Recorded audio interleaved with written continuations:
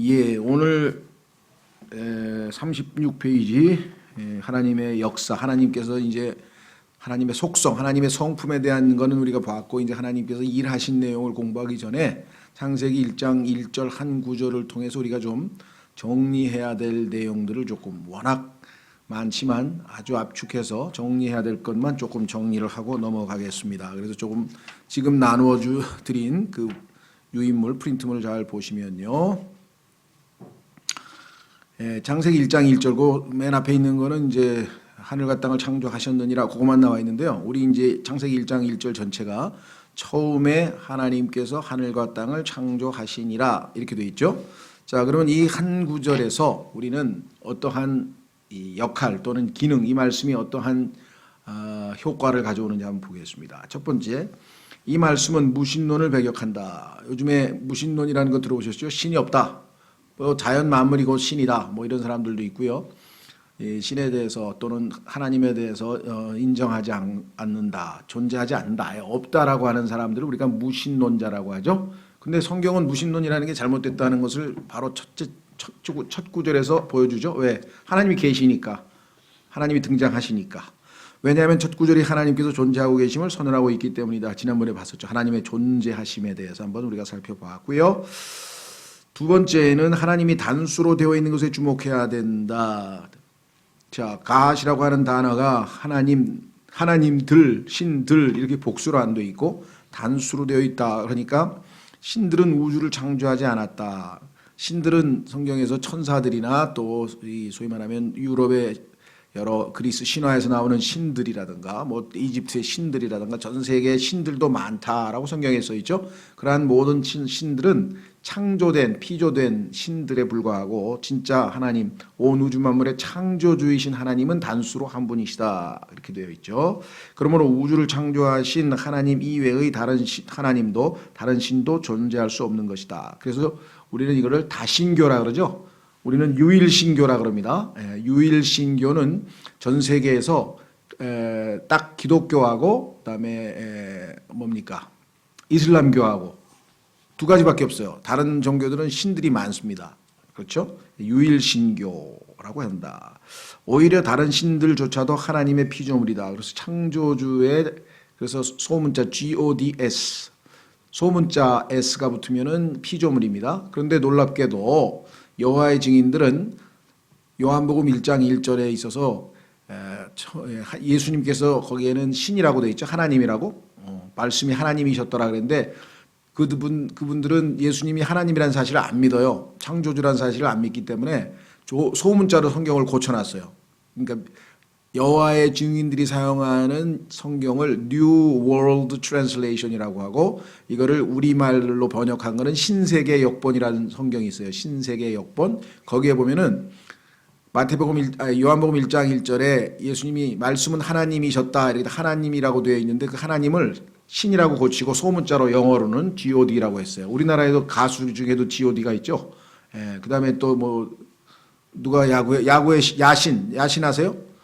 김성근 감독이라고 야구의 신도 있고요. 또 냉장고도 디오스니까 신이고, 또 하여간 신자 붙이는 게 요즘 엄청 많아요. 뭐 조금 잘하면 그냥 뭐 신자 붙이잖아요.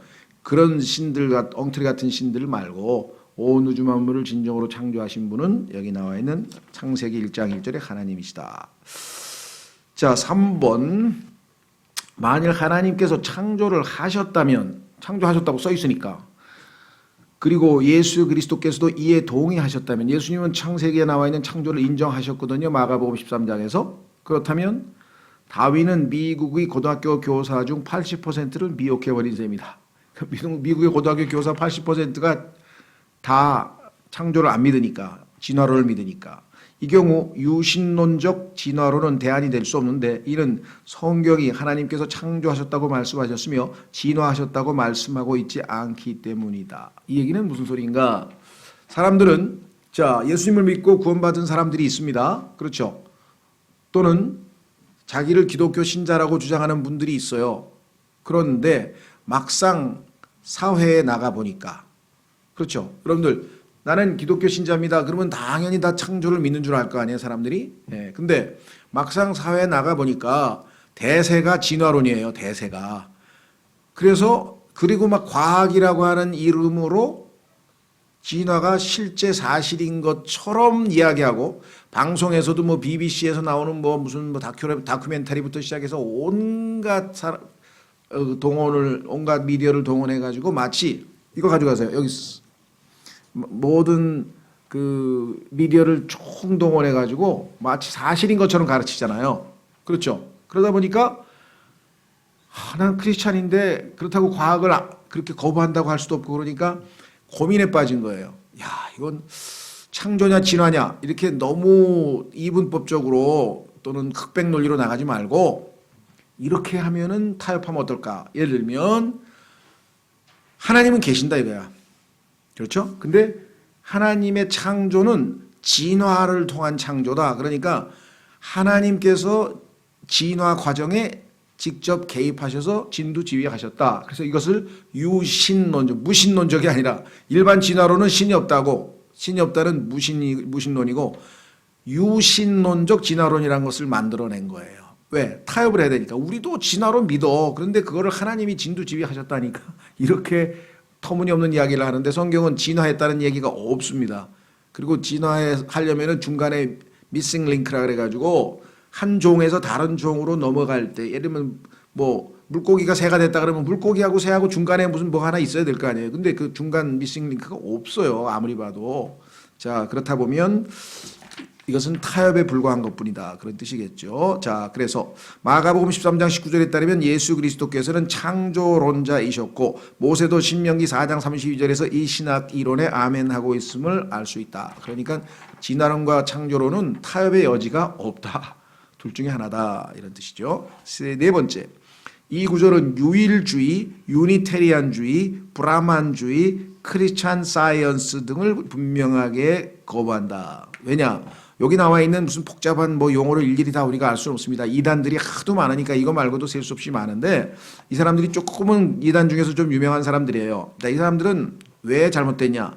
이 구절에 따르면 우리가 읽은 창세기 1장 1절에 따르면 하나님께서는 그분의 창조로부터 분리되어 계시기 때문이다. 그 얘기는 뭐냐면 하나님이 만드신 우주와 하나님과는 별개예요. 그런데 이 사람들은 어떻게 하냐면은 하나님의 일부가 이 자연 세계로 되었다. 그러니까 이건 이제 범신론이라고 하는데요. 여기 나왔죠. 자연 자체가. 그래서 보통 이 사연신 사상을 여러분 들어보셨죠? 예.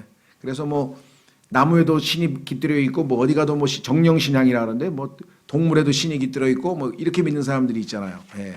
자, 그런데 여기 보시면 이렇게 써 있습니다. 이로써 하나님은 물질과 하나이다라고 가르치는 모든 범신론은 무너져 버린다. 그러니까 유일주의가 됐든 유니테리안주의가 됐든 브라만주의가 됐든 브라만은 저기입니다. 저 힌두교를 얘기합니다. 그다음에 크리스천 사이언스가 됐든 나머지 세 개는 이제 기독교의 이단이고 하나는 힌두교인데요. 뭐 이런 모든 것들은 다 무너져 버린다. 왜? 우주는 하나님이 아니다 이게요. 그런데 우리는 어때요?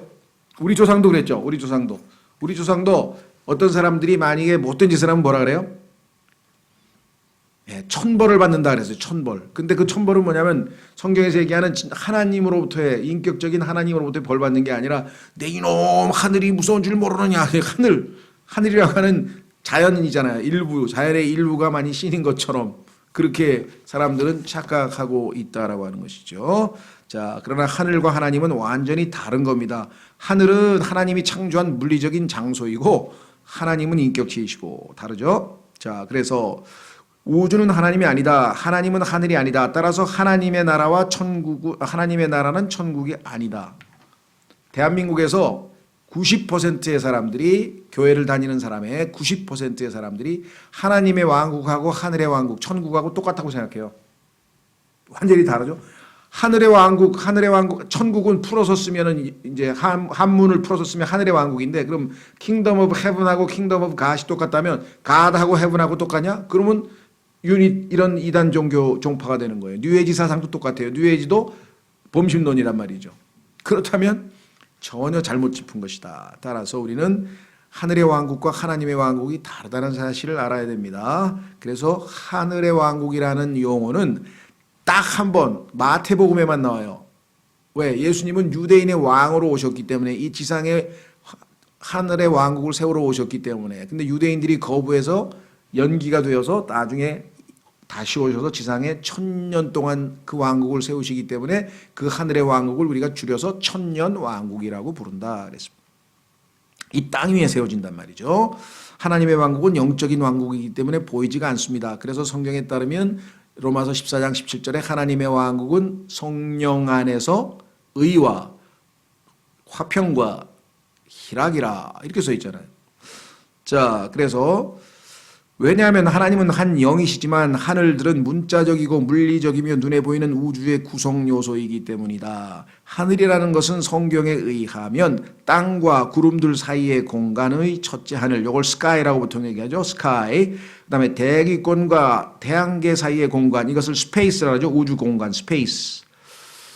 그다음에 둘째 하늘, 여기 둘째 하늘이고, 세 번째는 은하계와 하나님 자신의 임재 사이의 공간인 셋째 하늘, 하나님이 계신 곳, 계시록에 나오는 하늘, 셋째 하늘로 구성되어 있다. 이 방향은 정북으로 알파 드라코니스, 즉 북극성입니다. 알파 드라코니스는 우리말로 북극성이라 그러죠. 북극성 별 위쪽이다. 성경에서 그래서 북편에 계신 하나님이란 표현이 많이 나오죠. 다섯 번째, 이 구절은 창세기 1장 1절을 얘기합니다. 모든 학파를 총망라한 그리스 철학자들을 공격하는데 그리스 철학자들의 모든 이론이 이 한 구절로 격파돼요. 그러니까 하나님의 말씀을 뭐라 했습니까? 성경에서 성령의 칼이라 그러죠. 성령의 칼.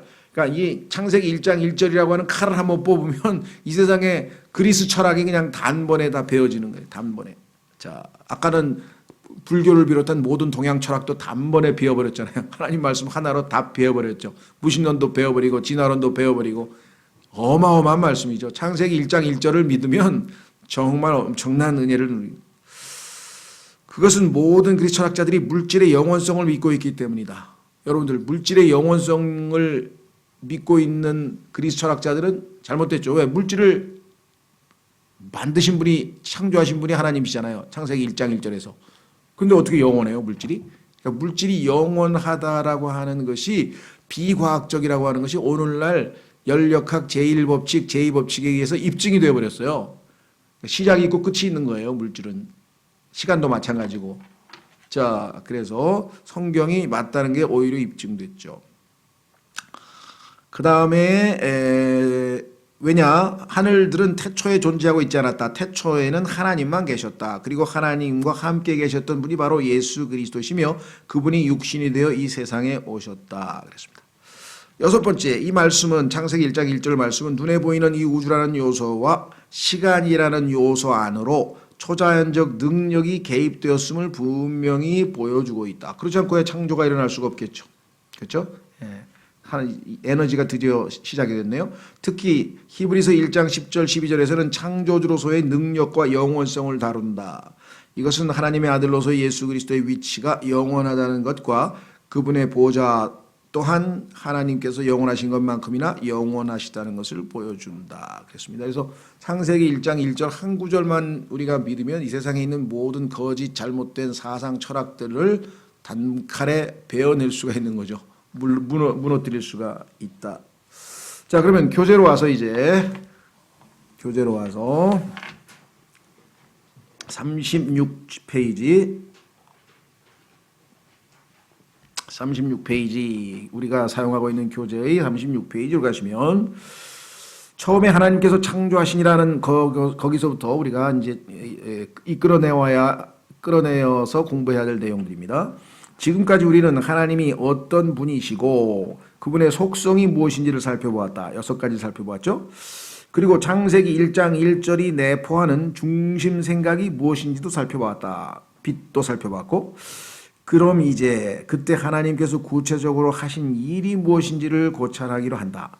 자, 어떤 분인지에 대해서는 알았는데 구체적으로 행하신 역사, works, 일, 어떤 일을 하셨나. 처음에 하나님께서 창조하시니라.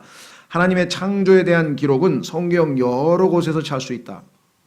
하나님께서 하늘과 땅을 창조하셨다는 라고 기록하는 창세기 1장 1절이 대표적인 예이다. 그리고 21절을 보면 하나님께서 큰 고래들과 살아 움직이는 피조물과 날개 있는 날짐승을 그 종류대로 창조하시니 여기도 또 있어요.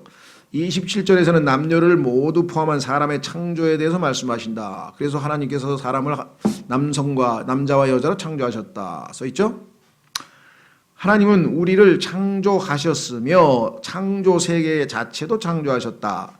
자, 여기서 영어로는 creature라고 하는 말과 creation이라고 하는 말이 있는데 creation은 소위 말하면 무기물에 대한 얘기입니다. 물리적인 물질에 대한 거, 우주, 공간, 뭐 꽃, 뭐 이런 이런 것들이고요. creature라고 했을 때는 동물, 인간을 포함해서 이제 우리가 알고 있는 생명체, 그런 생명체일 경우에는 우리가 creature, 창조물이라 그러고 창조 세계하고 구분했어요. 창조 세계는 이제 땅이라든가 무슨 뭐 산이라든가 뭐 이런 것들. 자, 이들은 모두 시작된 때가 있는 것이다. 그러니 창조란 무언가를 최초로 설계해서 존재하게 만드는 행위라고 정의되는 듯하다. 그렇습니다. 최초로 없던 것이 있게 된 거예요. 없던 것을 만들어내는 것. 없던 것. 있던 것이 아니라 있는 재료를 가지고 만드는 게 아니라 무에서 아무것도 없는데 만들어낼 때 말씀의 권능으로, 그렇죠? 그럴 때 우리가 창조라고 하는데, 조금 설명하자면 이분이 재미있게 설명했어요. 건축학의 이론과 실제에 따르면 건축가란 자신이 설계하고 감독한 어떤 건축물이 설계대로 정밀하고도 정확하게 잘 되도록 책임지는 창조자라고 한다. 그냥 만드는 걸로 그치는 게 아니라 그게 완전하게 만들어졌는지 책임지는 창조자를 건축가라고 한다. 자, 그러나 이것은 이 단어에 대한 오용이라고 하는 것이 필자의 생각이다. 왜? 아테네 언덕의 아크로폴리스를 건축할 때에는 없던 물질이 새롭게 생겨나지는 않았다. 그러니까 건축가라고 하는 사람들은 창조 행위하고는 차이점이 있다. 왜? 창조는 없는 무에서 만들어내는 것을 창조라고 하는데 건축가는 재료를 가지고 사용을 하니까. 자, 그래서 이미 있던 재료들을 깎고 다듬고 쌓아서 그리스 우상 문화의 원산지를 만든 것이다. 이것이 소위 말하는 아크로폴리스에 있는 판테온이라고 하는 신전이죠. 만신전이라고 우리가 다 얘기하는데, 그러나 하나님의 창조는 훨씬 더 막강하고 원초적이다. 왜? 하나님은 자신의 입에서 나오는 말씀만으로 만물이 존재하게 하셨다. 이미 있던 물질을 원자재로 쓴 것이 아니다. 흙으로, 예를 들면 사람을 창조하실 때는 어떻게 했습니까? 흙으로 만드셨죠. 예. 그런 재료를 가지고 만든 게 아니에요. 그런데 하늘과 땅은 그냥 무에서, 그래서 이미 있던 물질을 원자재로 쓴 것이 아니다. 이렇게 되어 있습니다. 그러면 어떤 방식으로 했느냐? 말씀을 그냥 하셨더니 있었어요. 빛이 있으라니까 빛이 있었죠. 자, 그래서 시편 33편 6절 9절에는 이렇게 써 있습니다. 주의 말씀으로 하늘들이 만들어지고 하늘들아 있으라 있어졌어요. 하늘들의 모든 무리가 그의 입의 호흡으로 만들어졌도다. 하늘들의 모든 무리는 천사를 포함해서 온갖 천지 창조에 보이지 않는 모든 영적인 존재까지 그분께서 바닷물을 함께 모아 무더기같이 쌓으시며 기품을 곳간들에 두시는도다. 온 땅은 주를 두려워하고 세상의 모든 거주민은 서서 그분을 두려워할지어다. 이는 그분께서 말씀하심에 그것이 이루어졌으며 명령하심에 그것이 굳게 섰습니다. 다시 말하면 하나님께서 우주를 창조하신 것은 완전히 무에서 이뤄낸 창조였음을 명심하자. 그래서 이걸 라틴어로 무로부터, 아무것도 없는 것으로부터라고 하는 말을 여기서 ex nihillo라 그래요. 그래서 out of nothing 이렇게 되는데요. 무에서부터라는 뜻으로 정확하게 이와 같은 뜻이다. 우리가 무언가를 만들 때는 이미 가지고 있는 재료를 이용해서 만든다. 그것을 모양을 내고 다듬어서 우리의 필요를 만족시키는 물체로 조성하는 것이다. 고린도서 4장 17, 18절을 보자. 우리는 재료를 가지고 만들고 하나님은 그냥 우주 창조를 말씀으로 무로부터 하셨다. 이 차이를 알아야 된다는 얘기죠. 자, 그래서 하나님의 창조를 우리 인간이 할 수는 없죠. 근데 사람들은 다만 하나님의 이 창조하시는 성품을 우리 인간도 삶에서 창의력을 발휘해야 된다. 우리도 하나님의 형상대로 지음을 받았으니까 우리도 그런 창의적인 능력을 주셨다. 그건 맞아요. 영적으로 우리에게 적용이 되죠. 그래서 하나님께서는 우리가 창의력을 발휘하는 것을 기뻐하시겠죠. 자, 그래서 이는 우리가 잠시 받는 가벼운 고난이 우리를 위하여 훨씬 더 뛰어나고 영원한 영광의 중한 것을 이루기 때문이라. 우리가 바라보는 것은 보이는 것이 아니요 보이지 아니하는 것이니 이는 보이는 것은 잠깐 있을 뿐이요 보이지 아니하는 것은 영원하기 때문이라. 자, 두 가지의 눈에 보이는 것과 보이지 않는 것에 대한 얘기, 그거는 일시적인 것과 영원한 것과의 차이. 히브리서 11장 1절에서 3절에도 하나님께서 다시 이렇게 이야기했습니다. 이제 믿음은 바라는 것들의 실체요 보이지 않는 것들의 증거니 이는, 여기 보이지 않는 것 또 나왔어요. 아까 고린도 후서에서도 보이지 않는 것 또 나왔죠. 잘 비교해 보세요. 보이지 않는 것, 보이지 않는 것. 이는 장로들이 이것으로 좋은 평판을 얻었기 때문이라. 믿음으로. 믿음을 통해 우리는 세상들이 하나님의 말씀으로 지어진 줄을 깨닫나니. 자, 이 우주 만물을 바라보면서 이게 어디서 왔지? 그거를 우리는 깨달을 수 있어요. 왜? 창세기 1장 1절을 믿음으로. 창세기 1장 1절을 믿으면서 아, 이거 하나님이 창조하셨구나. 우리는 그렇게 해서 봐도 바로 믿을 수 있는 거죠. 그렇죠? 자, 그래서 다시 돌아옵니다. 믿음을 통해 우리는 세상들이 하나님의 말씀으로 지어진 줄을 깨닫나니.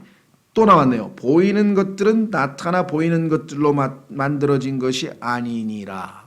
그러면 아까 눈에 보이는 것은 일시적인 거라 그랬죠? 보이지 않는 것은 영원한 것이라 그랬죠? 그래서 지금 두 구절에서 보이는 것과 보이지 않는 것의 차이, 일시적인 것과 영원한 것의 차이를 설명하고 있습니다. 자, 38페이지로 가시면 이 구절을 자세히 눈여겨보라. 하나님은 이미 존재는 하되 형체만 없던 물질로부터 땅을 만들어내신 게 아니다. 물질로부터 만드는 게 아니죠. 아예 하나님 이외에는 아무것도 없었으니까. 그저 무로부터 창조하셨다. 이게 전능하신 하나님의 이름 속에 들어가 있는 거예요. 엘로힘이라고 하는 이름 속에. 하나님은 눈에 보이는 것으로부터 만물을 창조하신 게 아니다 그랬어요.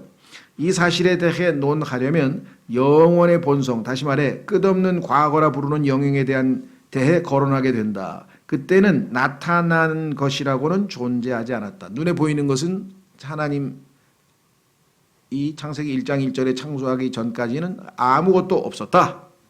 자, 그 다음에 고린도 전서라고 되어 있는데 후서로 고치십시오. 네, 잘못되어 있습니다. 아까 우리 후서였죠. 자, 고린도 후서 4장 9절을 다시 살펴보자. 아까 읽었습니다. 조금 전에.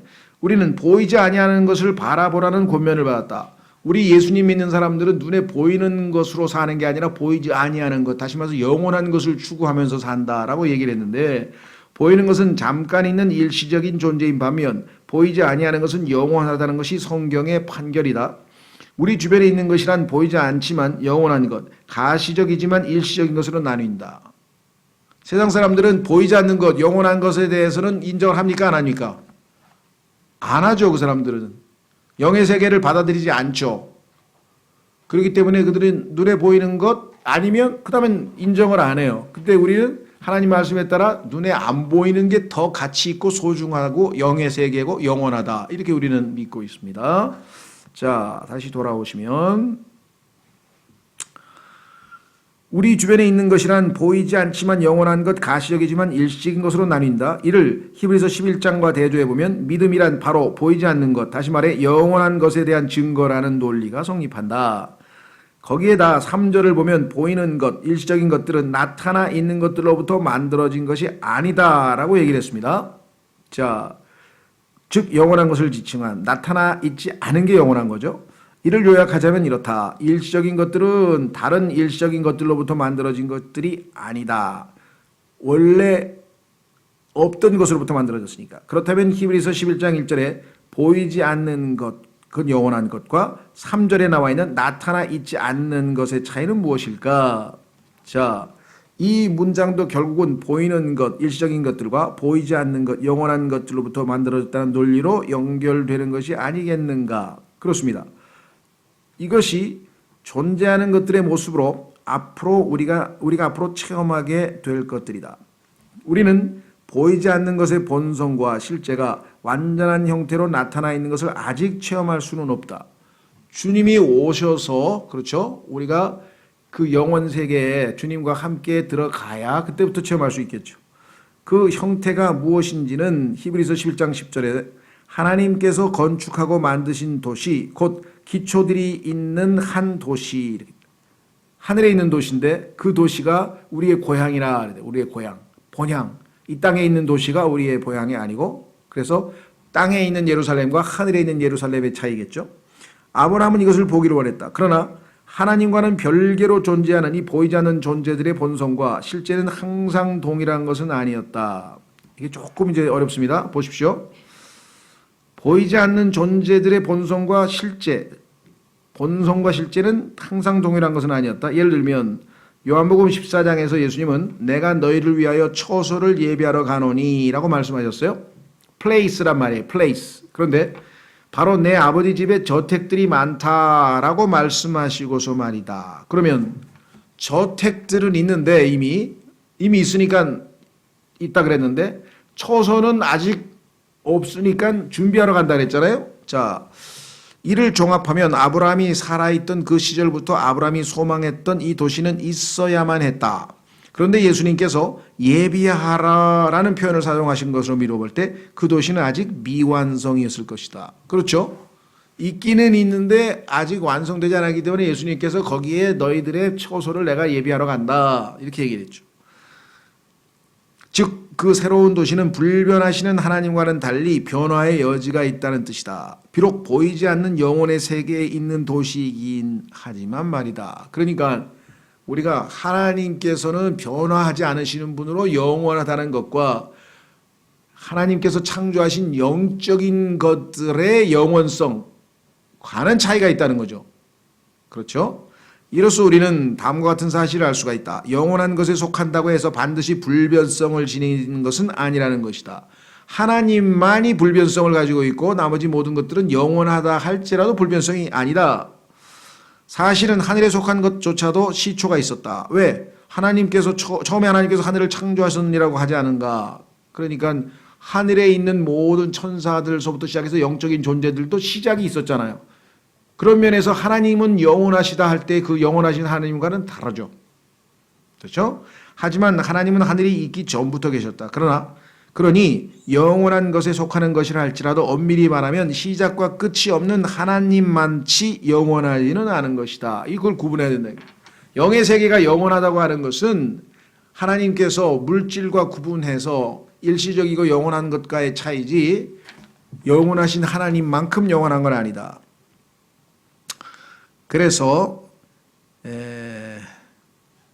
로마서 6장 23절에 따르면 하나님의 선물은 영원한 생명이다 써 있는데요.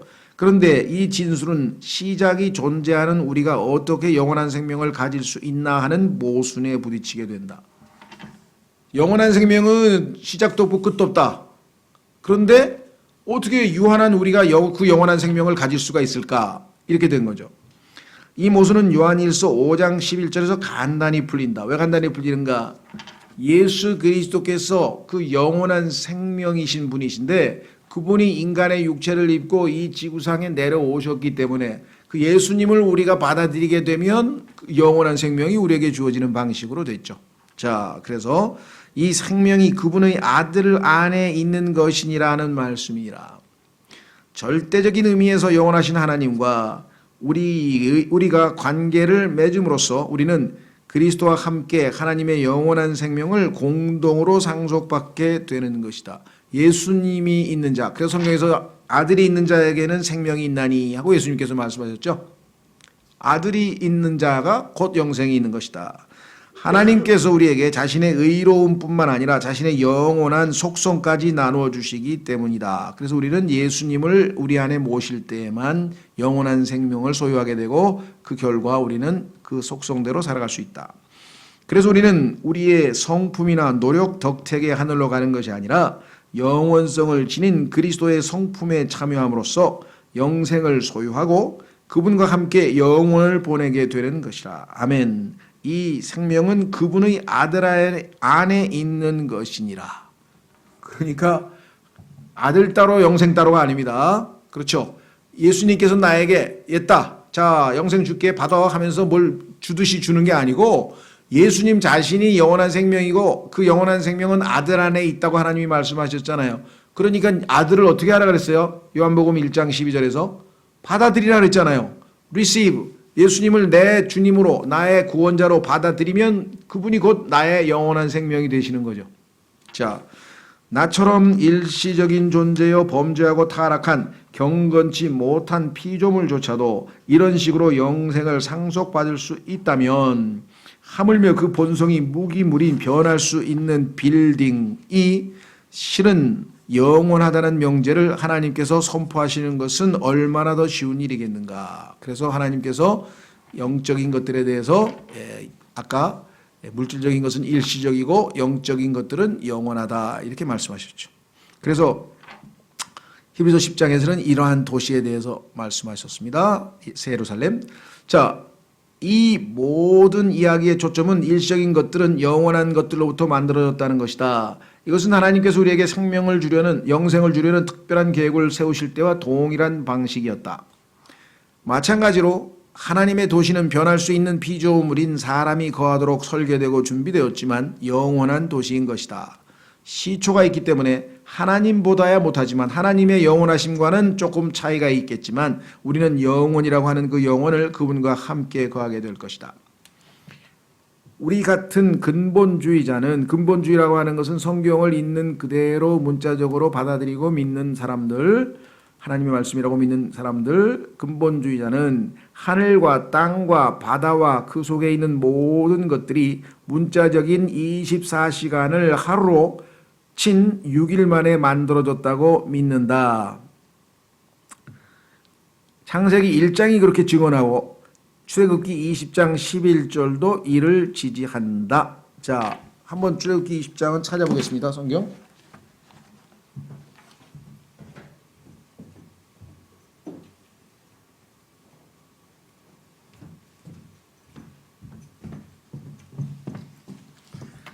출애굽기 20장 11절 한 구절만 읽어봐도 6일 창조가 너무나 상식적인 선에서 해결이 되겠죠.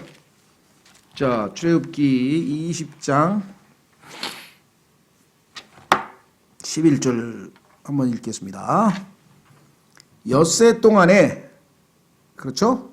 엿새 동안에 주가 하늘과 땅과 바다와 그것들 안에 있는 모든 것을 만들고 일곱째 날에 안식하였느니라. 그러므로 주가 안식일을 복되게 하여 그날을 거룩하게 하였느니라.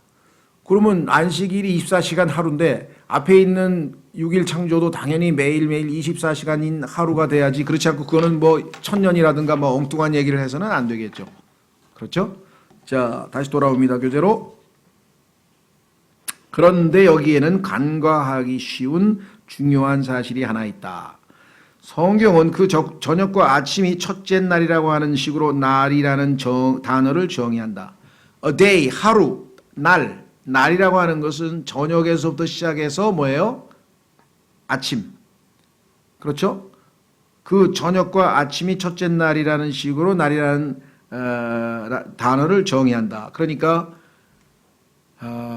저녁 6시부터 아침 6시까지를 날이라고 번역했는데 영어는 day가 날도 되지만 낮입니다. 밤과 낮 할 때 낮. 그렇죠?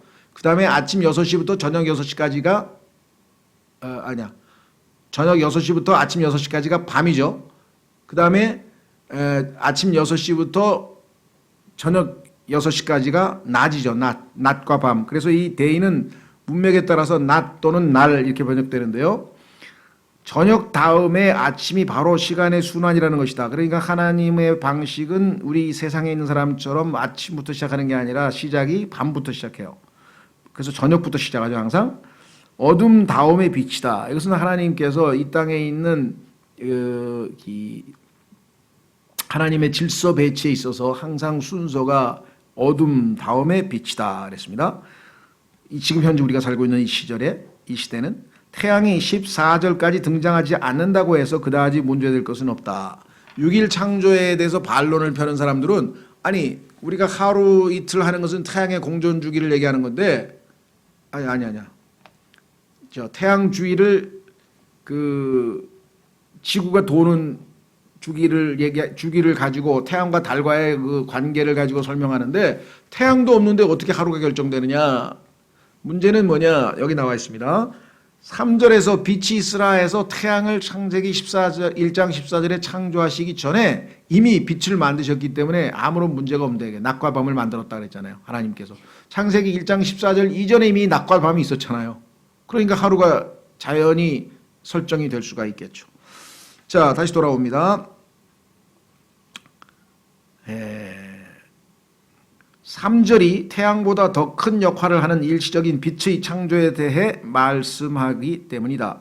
창세기 1장 5절이 말하는 날의 정의 첫째 날이라 그랬으니까, 그리고 이것과 14절의 낮과의 연관성을 미루어 볼 때 우리는 창세기 1장 1절과 2절이 첫째 날보다 전에 일어난 것이라고 결론 지을 수 있다. 그러니까 여러분과 제가 이 지구상에 지금 여러분과 제가 살고 있는 이 현 세상에서 first day, 첫째 날은 창세기 1장 3절서부터 5절 사이로 하고 성경에 써 있단 말이죠. 그러면 창세기 1장 1절과 1장 2절은 지금 현재 우리가 얘기하는 그 시간과는 첫째 날 그 이전에 있었던 시간이었다. 그래서 지난번에 말씀드렸죠. 욥기 22장 16절에 이것을 시간의 바깥에, 시간이 창세기 1장 3절서부터 시작이 됐으니까 그 바깥에 있는, 그래서 out of time이라고 하는 용어가 쓰였다 그랬죠. out of time. 자, 다시 내려옵니다. 그렇다면 우리는 이런 의문에 부딪힌다. 성경에는 어둠의 창조에 대해 언급하는 이사야서 45장 7절과 예레미야서 4장 23, 24절이 있고 이들은 전에 있었던 어떤 사건에 대한 결과로 말미암은 것이다. 이들은 6일 창조 이전에 일어난 일이며, 그러니까 하나님께서 1장 2절에 이미 어둠이 있었다면은 지구가 첫째 날이 빛이 있으라부터 시작됐다고. 그렇다면은 그 전에 어둠은 창조된 거죠. 그래서 6일 창조 이전에 일어난 일이며 지금과 같이 세상이 있기까지는 결국 엿새보다 더 긴 시간이 걸린 셈이다. 그러니까 현재 여러분과 제가 살고 있는 이 세상은 재창조로 인해서 1장 3절서부터 첫째 날이 시작이 됐지만 지구에는 창세기 1장 1절에 창조됐으니 얼마나 긴 시간이 있는지는 모른다 이거죠. 그러니까 창세기 1장 1절과 2절이 기간이 얼마냐? 그것을 이제 세상에 있는 진화론자들인가 학자들은 그걸 40억 년이라는 사람도 있고 몇 억 년이라는 사람도 있고 다양한 얘기를 합니다. 또 더 짧다는 사람도 있고 길다는 사람도 있고. 그렇지만 일단 우리가 알고 있는 창세기 1장 3절서부터 계산된 6,000년보다는 길겠죠. 아무래도. 자, 그래서 그런데 하나님께서 출애굽기 20장 11절에서는 6일 창조를 인정하실 것일까? 그리고 더 근본적인 질문을 하자면 6일 창조 이전에 있었던 일은 무엇이며 그 세상의 본질은 무엇이었을까? 그러니까 보통 우리가 얘기하고 있는 얘기는 전부 다 창세기 1장 3절 이후의 이야기를 가지고 지금 우리가 논하고 있는데 우리의 관심은 창세기 1장 3절 이전의 세계에 대해서 하나님께서 어떤 역사를 하셨는지가 우리의 관심이다 이 말이죠. 자, 그래서 창세기 1장 3절에서 31절이 다루는 6일 창조는 관심 밖의 영역이 된다. 이거는 이제 나중에 우리가 창세기 공부할 때 창세기 1장에서 다루어야 될 또 다른 공부의 내용이고 우리가 지금 관심 있는 것은 창세기 1장 1절과 2절에 대해서만 좀 다루겠다. 창세기 1장 1절에 존재했다가 창세기 1장 2절에 끝나버린 옛세상, 즉 영원의 영역에 있었던 그 세상이 우리의 관심사이다. 그러니까 지금 현재 우리가 목격하고 있는 눈에 보이는 세상이 아니라 눈에 보이지 아니하는 영원한 세상에 있었던 1장 1절과 2절의 이야기를 우리가 한번 다뤄보겠다 그랬습니다. 자, 어떻게 해서 이 사람은 창세기 1장 2절에 이렇게 끝나버린 옛세상이라고 하는 말을 그렇게 쉽게 쓸 수가 있는가? 그것을 이제 이 성경 구절을 통해서 한번 좀 살펴보려고 한다 이 말이죠. 자, 그래서 우선 베드로 후서를 가면 베드로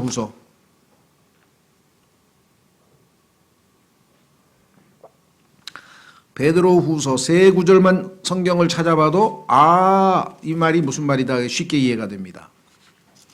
베드로 후서 3장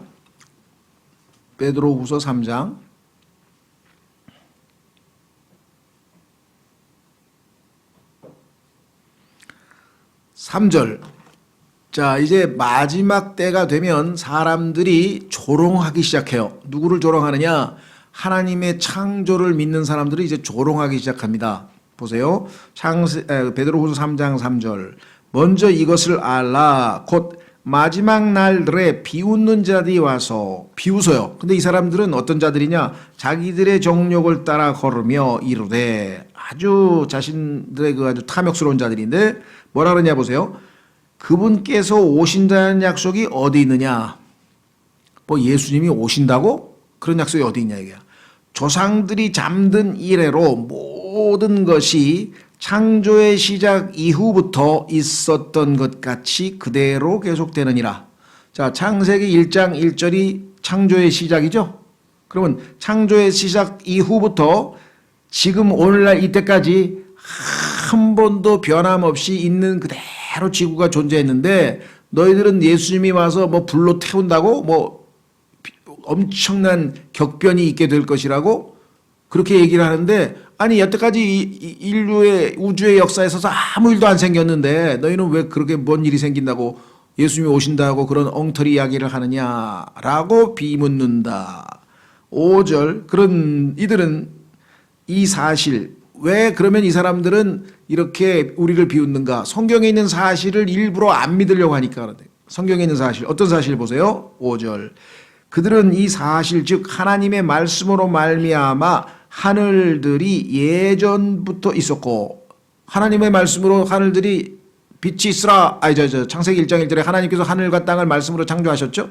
자, 그 다음에 또 땅이 물에서 나와 물 가운데 서 있는 것을 창세기 1장 2절에 보면은 지구가 지금 물 위에 둥둥 떠 있어요.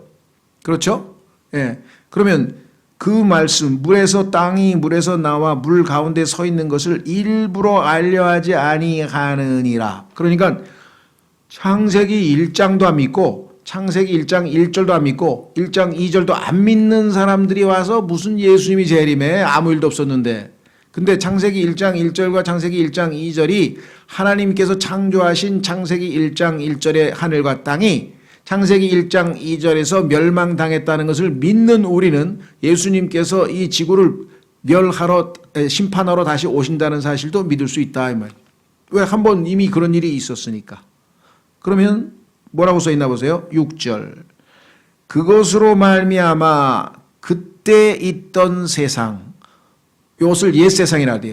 그때 있던 세상. 그러면 여러분과 제가 살고 있는 세상은 현 세상이라고 성경에 써 있잖아요. 그렇죠?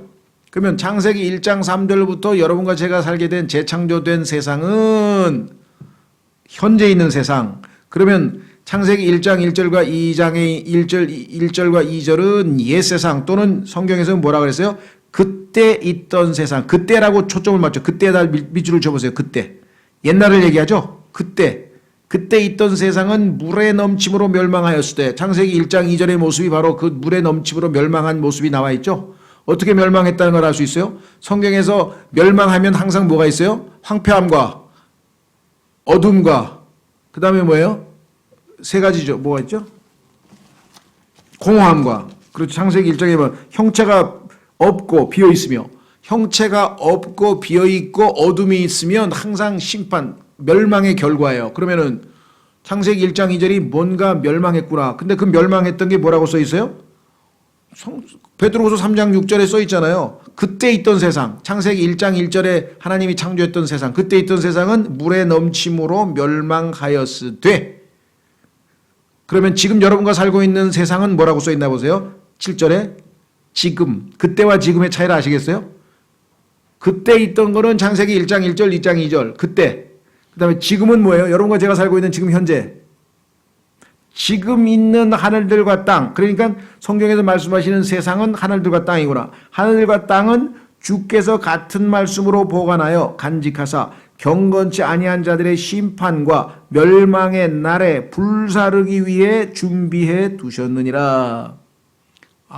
그러니까 창세기 1장 2절에서 하늘과 땅이 멸망했듯이 지금 여러분과 제가 살고 있는 현재, 지금 있는 하늘과 땅은 이번에는 멸망하는데 방법이 다르죠. 그때는 물로, 그렇죠. 물로 멸망했다고 써 있잖아요. 그러면 지금은 뭐예요? 뭘로 멸망해요?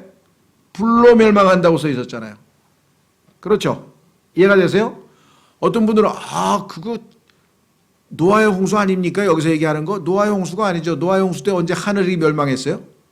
노아의 홍수 때는요, 땅도 멸망 안 했어요. 40일 있다가, 150일 있다가 다시 땅도 되살아났어요. 멸망하지 않았어요.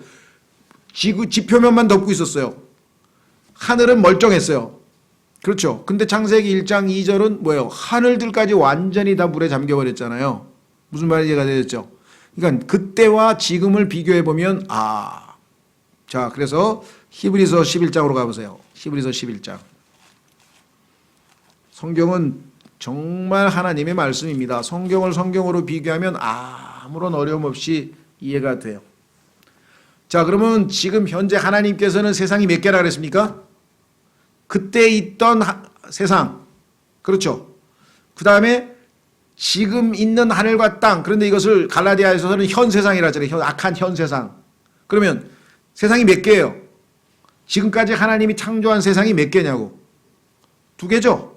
창세기 1장 1절의 세상하고 그게 2절에서 멸망당했고 창세기 1장 3절에서 하나님이 만들어 놓은 세상은 이제 조금 있으면 불태워서 멸망될 것이고 그러면 하나님께서는 세 번째 뭐예요? 새하늘과 새 땅을 만드신다고 베드로후서 밑에 가면 써 있어요. 그러니까 하늘과 땅은 세 세트로 돼 있죠. 삼위일체 하나님과 정확하게 일치하죠. 세 세트로 돼 있대. 첫째 창세기 1장 1절의 하늘과 땅 그때 있던 세상 또는 옛 세상 그러니까 옛 세상, 현재의 세상, 미래의 세상 이렇게 딱 돼 있어요. 근데 미래의 세상은 지금 만들어졌어요? 창조됐어요? 안 창조됐어요? 창조 안 됐죠. 그러면 적어도 지금 현재 몇 개가 있어요? 2개가 있죠. 그럼 히브리서에서 하나님께서 뭐라 그래야 돼요? 보세요. 히브리서 11장 3절 히브리서 11장 3절 믿음을 통해 우리는 뭐라고요? 한번 읽어보세요. 뭐라고 돼 있나? 믿음을 통해 우리는 세상 아니면 세상들 세상들이라고 썼죠. 하나님께서. 왜 그럴까요? 하나님은 2개를 지금 현재까지 2개가 존재했잖아요. 그러니까 정확하게 하나님께서는 뭐라고 썼어요? 네. 세상들이라고 썼죠. 그런데 가만히 있어보자. 개혁성경에 뭐라고 돼 있나? 누가 개혁성경 가지고 있는 사람 있나? 모든 세계가. 네. 우리는 세상들 복수로 돼 있잖아요. 어떤 게 더 정확한 성경입니까? 그때 있던 세상, 지금 있는 세상, 그 세상이 2개를 하나님이 창조해 놓으셨구나. 그럼 미래에 있는 하늘, 새하늘 같다는 건 앞으로 창조하실 거고. 이해가 되세요? 자, 찾진 않겠습니다만 비슷한 얘기가 어디에 나오냐면요. 시편에 보면은요. 하늘들 위에 있는 물이라고 써 있어요. 그러면 적어도 지금 현재 우리가 알고 있는 하늘이 첫째 하늘이 새가 날아다니는 스카이잖아요. 대기권. 그러면 2번째 하늘은 우주 지금 스페이스 소위 말하면 우주 개발하면서 무슨 하늘에다가 화성 탐사선 쏘고 많은 우주에 있는 하늘에 있는 별들이 있는 공간이죠. 예. 둘째죠. 그런데 하늘들 위에 있는 물들아 그랬어요. 그러면 둘째 하늘 위에 물이 있다는 것 아시겠죠? 그다음에 그 위에 있는 또 하늘이 있어요. 그 셋째 하늘. 그러니까 성경에서는 이렇게 정확하게 세 개의 하늘로 되어 있다는 것을 우리에게 알려주죠. 하나님 말씀은 1.1핵도 오류가 있을 수가 없어요. 자, 그 다음에 또 하나 창세기 1장 2장으로 가보세요. 창세기 2장. 창세기 2장. 제가 지금 나는 과학도 몰라서 과학 얘기도 안 하지만 과학하고 아무 상관없이 하나님 말씀 자체로 말씀으로 풀어서 설명드리는 거죠. 자, 창세기 2장에 보면요. 이렇게 써 있어요. 원래 영어에는 4절에 나와 있는 표현인데 우리말은 4절, 5절을 연결해서 그 표현이 5절 중간에 들어가 있어요. 이게 아마 좀 번역을 조금은 좀 염두에, 어쨌거나 지금 번역 문제를 따지려는 건 아니고 4절, 5절을 문장을 붙여가지고 한 문장으로 만들어서 실제로 영어에는 4절에 뭐라고 되어 있냐면요. 보세요. 땅과 하늘들이 창조된 때 곧 주 하나님께서 그것들을 만들고 들의 모든 초목이 땅이 있기 전에 초목을 만들며 들의 모든 채소가 자라기 전에 채소를 만드신 날에 하늘들과 보세요. 하늘들과 땅의 생성 세대들이 이러하니라 그랬죠. 그러면 요 하늘들과 땅의 생성 세대들이 이러하니라 요 표현이 영어는 4절 맨 앞에 나와 있어요. These are the generations of the heavens and the earth. of the earth. 자, 그러면 보세요. 하늘들과 땅의 세대. 근데 왜 세대들이라고 generations 하고 복수가 나왔을까요? 왜? 창세기 1장 1절에 있는 하늘과 땅은 뭐예요? first generation이죠. 1세대. 첫 번째 세대. 그다음에 창세기 1장 3절에서 하나님께서 하늘과 하늘들과 땅을 만드는 재창조는 뭐예요? Second generation이잖아요. 이해가 되세요? generations가 왜 복수로 나오겠어요? 두 개의 세대가 있으니까 창세기 1장 1절에 있던 첫 번째 세대는 멸망당했잖아요. 창세기 1장 2절에서. 그러니까 제2세대가 우리가 1세대가 죽고 2세대가 우리도 인간도 1세, 2세, 3세 할 듯이 이해가 되세요? 그 성경에서 지금 세상 generations도 복수. 그죠? 그 다음에 worlds 세상들도 복수. 우리로 하여금 하나님께서 창세기 1장 3절의 재창조를 정확하게 우리에게 알려주고 있다. 다시 돌아옵니다. 교재로 돌아오시면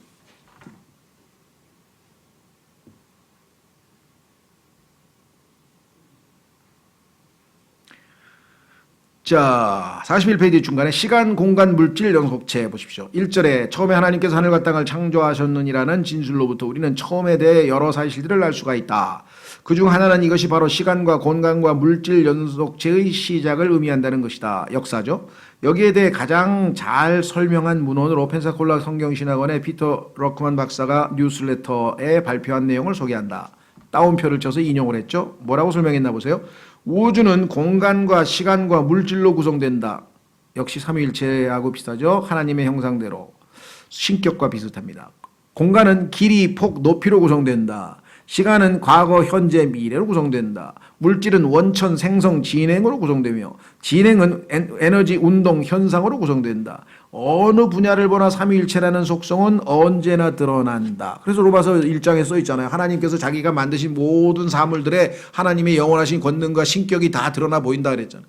그러면 다 모든 중요한 것들이 셋으로 돼 있으니까 하늘과 땅도 이 세상도 셋상으로 돼 있어야 될 거 아니에요. 그렇죠. 당연히 현 세상, 옛 세상, 미래의 세상, 오는 세상이라죠. 성경 해석을. worlds to come, 오는 세상. 넘어가셔서 즉 하나님은 땅을 연속체의 일부인 물질로서 창조하시고 하늘을 그 연속체에 속한 공간으로서 창조하시며 땅, 하늘을 창조하시며 그 다음에 이 물질과 공간이 일련의 사건으로 변화를 겪을 수 있게끔 시간도 일관되게 창조하신 것이다. 이 연속체가 날이라고 불리는 개념으로 분할되었다. 성경이 정의하는 날이란 저녁과 아침이다. 이 어둠이 되었다 빛이 다시 비치는 사이클이다. 이 창세기 1장에서 최초로 하루라고 불리는 날은 3절에서 등장한다. 그래서 하나님께서 이르시되 빛이 있으라 그러면서 5절에 가서 첫째 날이라. 그 다음에 하나님께서 이르시되 둘째 날이라. 하나님께서 이르시되 셋째 날이라. 하나님께서 이르시되 넷째 날이라. 그래서 여섯째 날, 일곱째 날 다 똑같잖아요. 그러면 하나님께서 이르시되라고 하는 말이 창세기 1장 1절에 나온 게 아니라 1장 3절에 나왔다는 얘기는 지금 현재 우리가 알고 있는 시간, 물질, 그 다음에 공간의 연속체로서의 날, 데이의 개념은 1장 3절부터 시작이 되었구나 라는 것을 우리가 알 수 있었죠. 자, 그러면 그때의 세상, 우리가 아까 봤던 옛 세상이라고 했는 성경에는 그때에 있던 세상이라 그랬죠. 그때의 세상. 창세기 1장 1절 얘기합니다. 창세기 1장 1절. 최초의 피조물보다 먼 전에 있었던 피조물.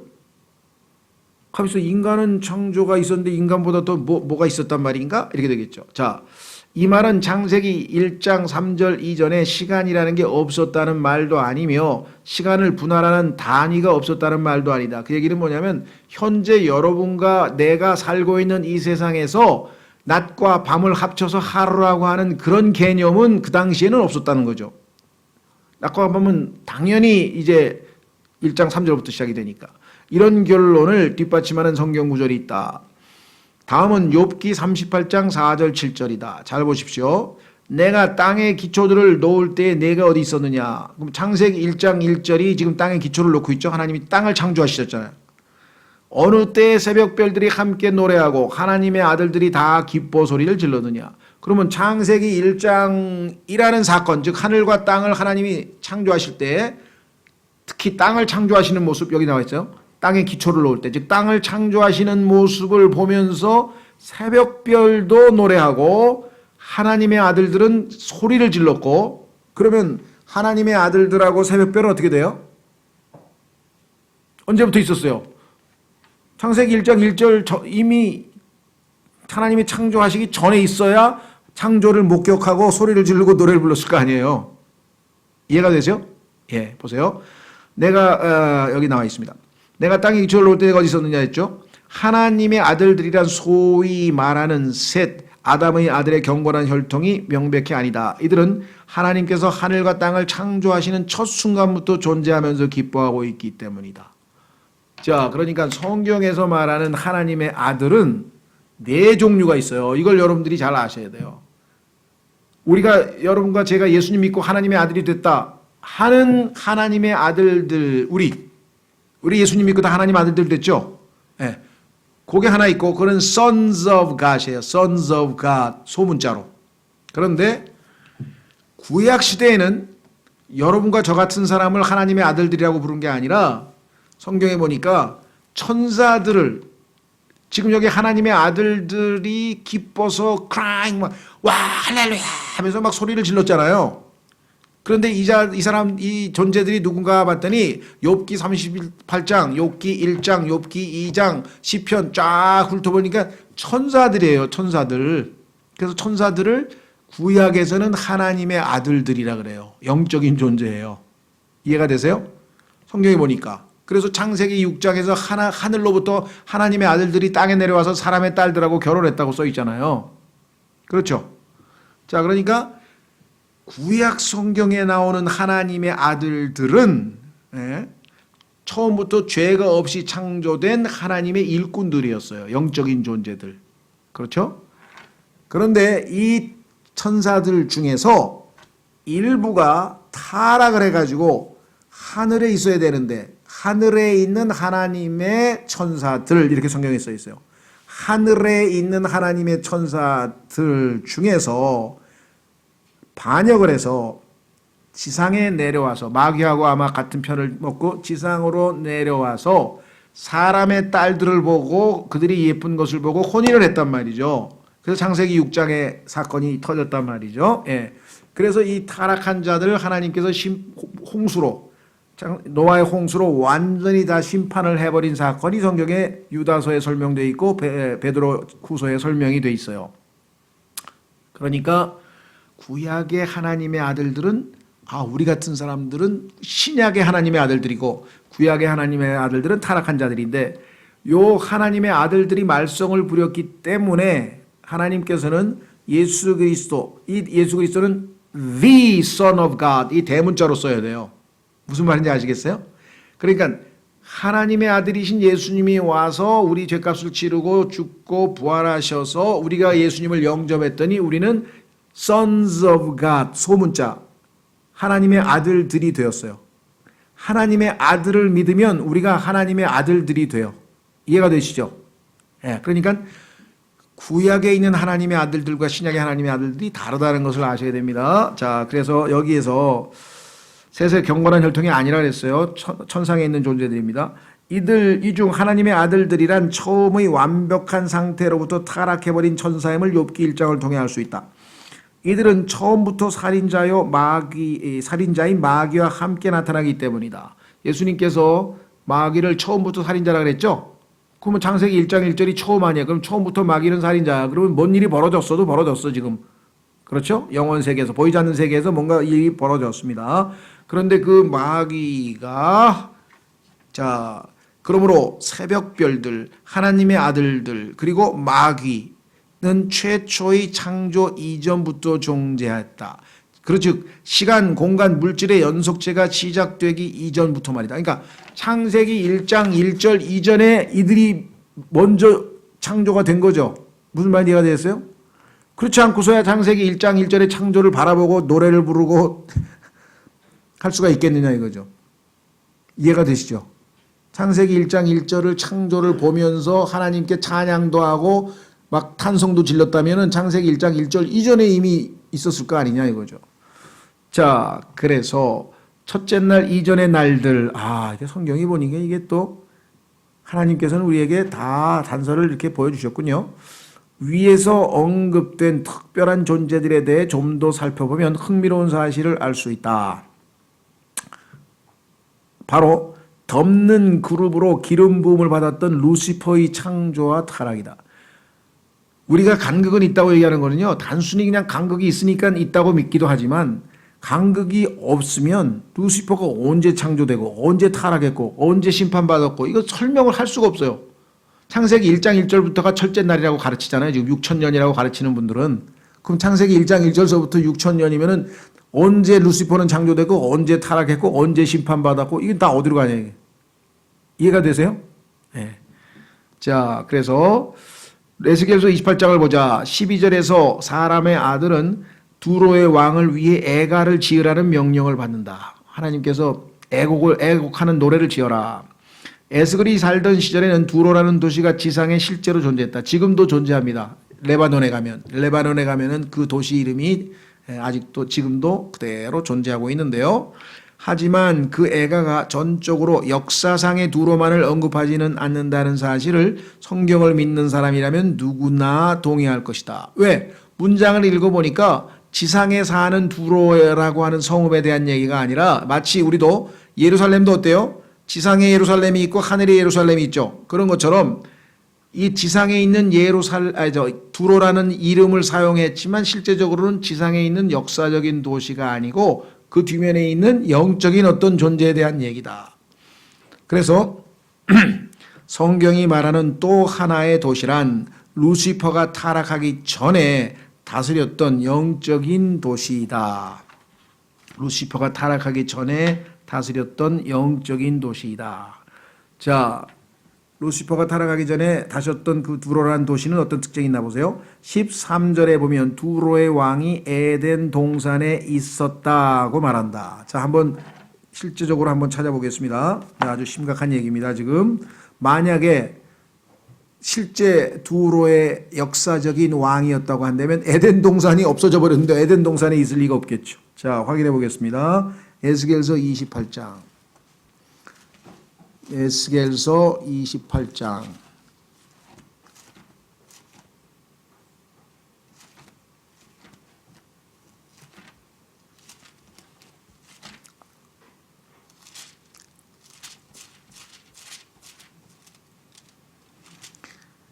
에스겔서 28장의 11절부터 보겠습니다.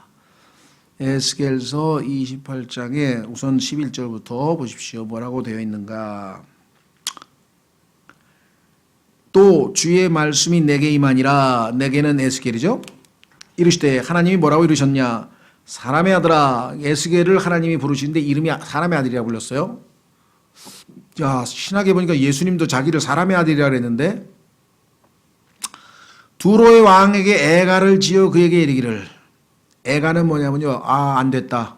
아, 망하게 됐구나 하고 애처롭게 애곡하는 노래를 불러줘라. 왜? 망하게 됐으니까. 하나님의 심판받고. 주 하나님이 같이 말하노라. 노래 내용입니다. 너는 지혜가 충만하여 아름다움이 완전하여 모든 것을 봉인하는 자로다. 이 땅에 있는 인간으로 지혜가 충만하고 아름다움이 완전해서 이 세상에 있는 모든 것을 다 합산, 이 봉인이란 말은요, 뭐라고 되어 있냐면은요, 썸이라 그랬는데 썸. 여러분들 다 합계라 그러죠. 우리가 계산할 때 다 합치면 합계. 그러니까 이 세상에 있는 모든 아름다움과 모든 지혜를 다 합친 게 그걸 다 갖고 있는 자가 이 루시퍼예요. 이자예요, 이자. 그래서 뭐라 그러냐? 내가 하나님의 동산 어디에 있었다고요? 네네. 창세기 3장에 가니까 뭐예요? 누가 있었어요? 뱀이 그때 있었어요? 없었어요? 루시퍼가 거기 있었잖아요. 이렇게. 그렇죠. 예. 자, 그래서 모든 보석, 곧 홍보석과 황옥과 다이아몬드와 녹주석과 줄마노와 벽옥과 사파이어와 에메랄드와 석류석과 금이 너를 덮었고, 창세기에 보면은 2장에 보면은 그 당시에 그 베델리엄 진주서부터 뭐 금 얘기가 나오잖아요. 내가 창조되던 날에 내 안에서 내 작은 붓과 내 피의 작품이 예비되었도다. 그러니까 창세기 1장 1절 이전에 여기 보니까 창조된 순간이 있었나 봐요. 그렇죠? 자, 창세기 1장 1절 순간에 영적인 존재들이 먼저 창조되고 그다음 하늘과 땅을 창조하신 것인지 이 문제에 대해서는 우리가 확실하게 몰라요. 어떤 분들은 그런 분이 있어요. 창세기 1장 1절에 하늘과 땅을 창조하셨을 때 하나님의 아들들과 새벽별이 노래하고 소리를 질렀다면 당연히 창세기 1장 1절 전에 이들은 창조됐다는 것을 암시하고 있다. 뭐 맞죠. 그래서 성경에서 그게 어느 때냐? 그건 뭐 우리는 알 수가 없죠. 그냥 다만 그 전이 분명한 것은 확실하다 이 말이죠. 자, 그래서 창조물입니다. 너는 기름 부음 받은 덮는 그룹이라 내가 너를 그렇게 세우매 내가 하나님의 거룩한 산 위에 있었고 이건 하늘에 있는 산입니다. 불타는 돌들 한가운데서 오르내리며 다녔도다. 내가 창조된 날부터 자 그래서 여기 창조된 날이 있으니까 창세기 1장 3절에서 우리가 얘기하는 날과는 다른 날이 또 있었을 것이다. 내가 내 길들에서 완전하였는데 마침내 내 안에서 불법이 발견되었도다. 내 상품이 많으므로 그들이 내 한가운데를 폭력으로 가득 채우며 내가 죄를 지었도다. 그러므로 내가 너를 더럽게 여겨 하나님의 산에서 쫓아내리라. 오 덮는 그룹아 내가 너를 불타는 돌들 한가운데서 끊어 멸하리로다. 내 아름다움으로 인하여 내 마음이 높아졌으며 자 그러니까 지혜로운 자요. 그 다음에 뭐라 그랬습니까 아까? 아름답다 그랬잖아요. 그래서 아름다움으로 인하여 내 마음이 높아졌으며 내 광채로 인하여 내가 내 지혜를 부패시켰은즉 그러니까 교만으로 말미암아 하나님 앞에 심판받게 됐다. 내가 너를 땅에 던지고 왕들 앞에 두어 그들이 너를 바라보게 하리라. 내가 내 많은 불법 곧 내 무역의 불법으로 내 성소를 더럽혔나니 그러므로 내가 내 한가운데서 불이 나오게 하여 너를 삼키게 하고 너를 바라보는 모든 자들의 눈앞에서 너를 데려다가 땅 위의 재가 되게 하리라. 백성들 가운데서 너를 아는 모든 자들이 너로 인하여 놀라리니 네가 두려움이 되고 결코 다시는 잊지 아니하리라 하라. 그러니까 이 루시퍼의 실체에 대해서 성경에서 지금 이렇게 보여주고 있죠. 자, 한 구절만 찾고 좀 쉬었다가 이어가겠습니다. 이사야서로 가면 이 사람의 이 그룹의 이름이 나와 있어요. 이사야서 14장. 어떻게 하다가 이렇게 하나님께 대들었는가 그 이유가 여기 나와 있어요. 마침내 내 안에 불법이 발견됐다는데 도대체 하나님 보시기에 이렇게 완전하고 하나님이 지으신 최고의 피조물인데 이자에게서 불법이 발견된 게 언젠가 그 날이 이사야서 14장에 써 있습니다. 자, 이사야서 14장 보십시오. 2절.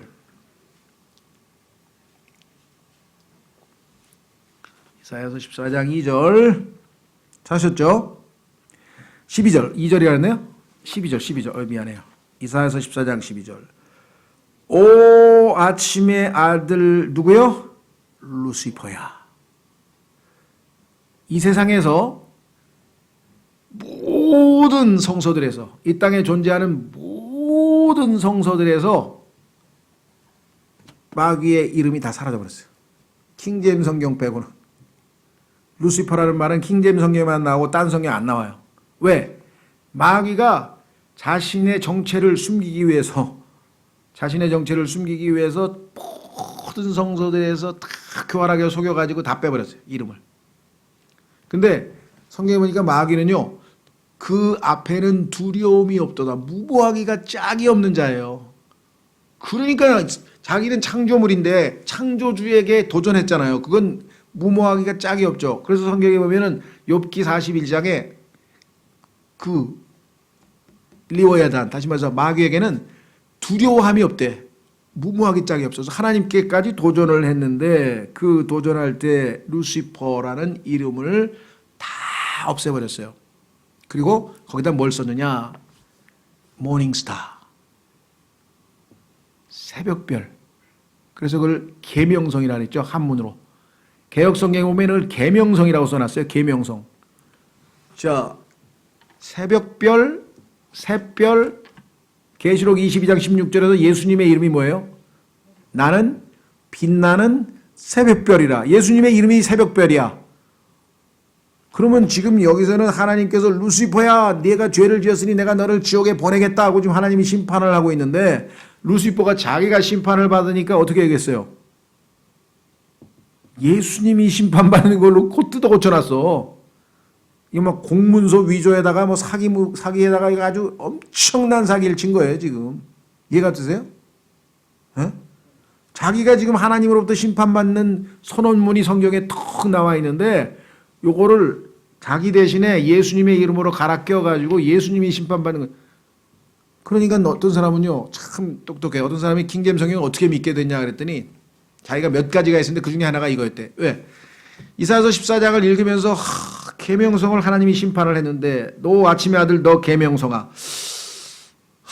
그런데 자기는 찬송을 부를 때 계명성 동력의 밝아 뭐 이런, 여러분 찬송 아세요? 계명성이 동쪽에서 밝아오면서 뭐 여명이 닥쳐온다 하면서 막 찬송이라는데 계명성이 예수님이야. 왜? 새벽별이 한문으로 새벽별이 계명성이잖아요. 그럼 계시록 22장 16절에 빛나는 새벽별이신, 그러면 예수님이 계명성이고 계명성은 찬송가에서도 예수님으로 나오는데, 아니 여기서는 왜 하나님께서 왜 너 계명성아 하고 막 심판을 하실까? 이게 뭐가 앞뒤가 안 맞는 거예요. 이해가 되세요? 그래서 이분은 평생 사람 만나는 사람마다 물어보는 거예요. 목사한테도 물어보고 저 사람한테도 물어보고 이 사람한테도 물어보고 아무리 물어봐도 답을 안 가르쳐 주는 거야. 아무도 아는 사람이 없으니까. 그러다 어느 날 색바에 갔어. 근데 보니까 뭐 킹제임 성경? 뭐 이런 성경이 나왔나? 그리고선 여기는 어떨까 하고 이사야서 14장 12절을 딱 폈더니 루시퍼라고 나온 거야. 루시퍼. 이게 왜 계명성이 아니고 루시퍼지? 그래가지고 그냥 찾아와가지고 확인을 한 거예요. 정치에 왜 그런 일이 벌어졌는지를 확인하더니, 야, 여러분 생각해 보세요. 마귀가 다 속여도요, 속이지 못한 성경을 하나님께서 우리에게 주셨다니까요. 얼마나 놀라운 일입니까? 루시퍼라고 이름이 뻐자시 나와 있잖아요. 루시퍼. 예? 아침의 아들 루시퍼야 내가 어찌 하늘에서 떨어졌는가?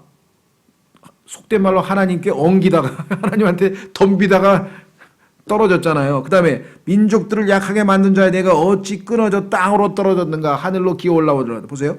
내가 내 마음속으로 이르기를. 여기서부터 이제 문제가 생겼어요. 마음이 부패하는 거예요. 여러분과 저도 죄를 짓기 전에 마음이 문제가 생기는 거예요. 마음. 그런데 마음으로 믿으면 예수님을 믿고 구원받을 수 있는데 마음이 불신, 마음. 보세요. 내가 내 마음속으로 이르기를 뭐라 그랬어요? 내가 하늘로 올라가겠다. 영어로는 will이 써 있어요. I will. 영어로 I will. 그러면요. 모든 죄는 뭐예요? I will에서도 내 뜻이야, 내 뜻. 내가 하겠다. 예수님 뭐예요? 내 뜻대로 마옵시고 아버지의 뜻대로 없어서. 하나님이 하셔야 합니다. 하나님의 뜻이 이루어져야 됩니다. 그게 믿음의 신앙이고, 내가 해보겠다. 그런 죄예요, 죄. 내가 등장하면 항상 죄예요, 죄. 그래서 I will. 내가 어떻게 하겠다? 올라가겠다. 두 번째, 내가 하나님의 별들 위로 내 왕자를 높이겠다. 세 번째, 또 내가 북쪽에, 아까 하나님이 북쪽에 계신다 그랬죠? 북쪽의 옆면들에 있는 회중의 산 위에 앉겠다. 네 번째, 내가 구름들이 있는 높은 곳 위로 올라가겠다. 내가 지극히 높으신 이와 같이 되겠다. 이게 지금 I will을 몇 번 했습니까? 지금 한 번, 두 번, 세 번, 네 번, 5번 했대. 성경에서 5라고 하는 숫자가 죽음이라고 하는 숫자를 마귀는 몰랐겠지. 자기가 스스로 죽음을 자초했어. 5번에 걸쳐서 하나님 앞에서 내가 하겠습니다. 내가 하겠습니다. 내가 하겠습니다. 내가 하겠는데 마지막에 뭐라냐면요. 하나님하고 비기겠대요. 예? 하나님과 같이 된대요. 아니 어떻게 피조물이 하나님과 같이 됩니까? 예? 이해가 되세요? 이게 얼마나 엄청난 죄인지? 이게 최초의 죄예요. 이 죄가 아담 안으로 들어온 게 창세기 3장이고요. 이게 죄예요, 죄. 죄의 실체가 바로 이게 죄예요. 예? 그래서 모든 죄는 뭐예요? 하나님 대신에 내가 차지하면 죄가 되는 거예요. 그래서 하나님께서는 뭐 자기 자신을 부인하고 나를 따르라고 했잖아요. 자, 보세요. 여기 보면은 I will이 그렇게 5번에 걸쳐서 반복해서 나왔는데 한 가지만 짚고 쉬겠습니다. 거기 보면 14절에 내가 올라가라는 표현 나오세요. 14절에 올라가. 13절에도 나오죠. 13절에도 보면은 내가 내 마음속으로 이런 내가 하늘로 올라가 나오죠. 올라가. 그 다음에 15절에도 올라가 나오죠. 높은 곳으로 위로 올라가. 그렇죠. 자, 이거 한 구절 찾고 또 쉬어야 되겠네. 요한복음 보세요. 요한복음으로 가면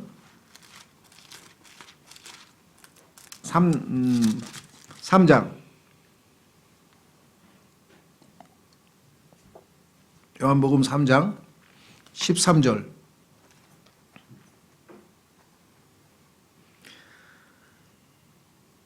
보세요.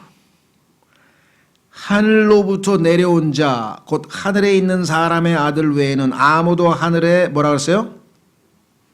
올라가지 아니하였다. 아무도 하늘에 올라가지 아니하였느니라. 이렇게 써 있죠. 그러면 하나님의 아들이신 예수님 위에는 아무도 하늘로 올라갈 수가 없어요.